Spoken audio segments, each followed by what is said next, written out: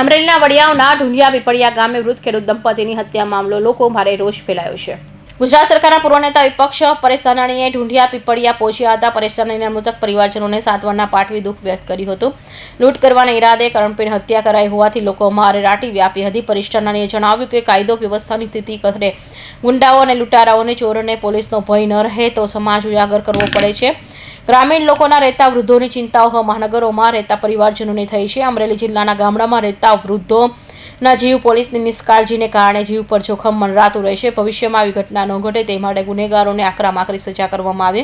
પરેશ ધાનાણીએ માંગ કરી હતી કે અગાઉ પણ ખાંભા, લીલિયા, ચિત્તલમાં ઘટનાઓ બની છે। આ પહેલી ઘટના નથી। અમરેલી જિલ્લામાં આવી ઘણી ઘટનાઓ બની છે, પરંતુ જો તંત્ર ધારે તો આ ઘટના છેલ્લી ઘટના જરૂર બની શકે। આટલા દિવસ થયા પણ તંત્ર હજુ અત્યાર સુધી પહોંચી શક્યું નથી અને એસપીને કોલ કરીને પૂછ્યું પણ હતું। આવી ઘટનાઓને રોકવામાં સરકારનો દરવાજો જ્યાં ખટકાવો પડે ત્યાં જઈશું। ઢુંઢિયા પીપળિયા મારું વડિયા તાલુકાનું આંડા જેવું ગામ છે અને ગામના પાદરમાં 15 વર્ષથી એકલા રહેતા બે બુઝુર્ગ એવા દંપતીને ક્યાંક લૂંટના ઈરાદે અડધી રાતે ની નિર્મમ હત્યા કરવામાં આવી। આ કરપીણ હત્યાથી આખા પંથકમાં અરેરાટી વ્યાપી।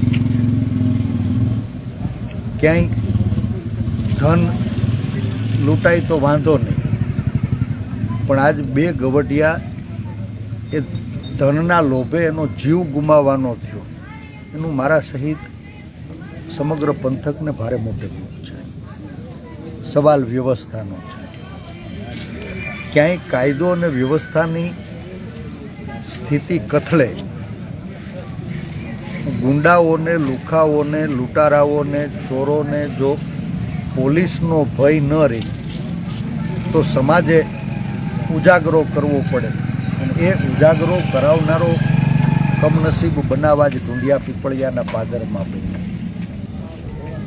એ પરિવારને તો ક્યારેય ન પૂરાય એવી ખોટ પડી છે। પરમ કૃપાળુ પરમાત્માને પ્રાર્થના કરીએ કે બંને બુઝુર્ગો જેણે આ ઘટનામાં જીવ ગુમાવવો પડ્યો, પરમ કૃપાળુ પરમાત્મા એના ચરણોમાં સ્થાન આપે એવી પ્રાર્થના કરીએ। સૂતેલી સરકાર અને તંત્ર જાગે તો આખાય મલકમાં ગામે ગામ હવે ડેલીયુમાં ગવઢિયા વધ્યા છે। અમરેલી ખેતી પ્રધાન જિલ્લો છે।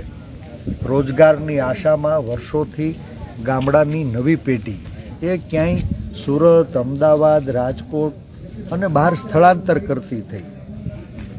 બધાય ગામડામાં મોટી મોટી ડેલીઓમાં શહેરની અંદર સોરવતું ન હોય એવા ગવઢિયા એ ક્યાંય જીવના જોખમે તો પોતાના ઘરમાં નથી રહેતા ને એવી ચિંતા હવે મારા સહિત આખા મલકને સતાવી રહી છે।